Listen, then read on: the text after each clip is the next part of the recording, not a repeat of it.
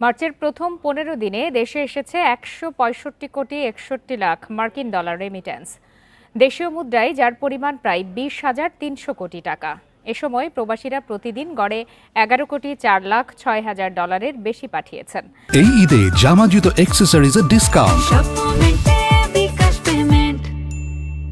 বাংলাদেশ ব্যাংকের তথ্য অনুযায়ী গত বছরের মার্চ মাসে গড়ে প্রতিদিন প্রবাসী আয় ছিল ৬ কোটি ৬৫ লাখ ৬৯ হাজার ডলার।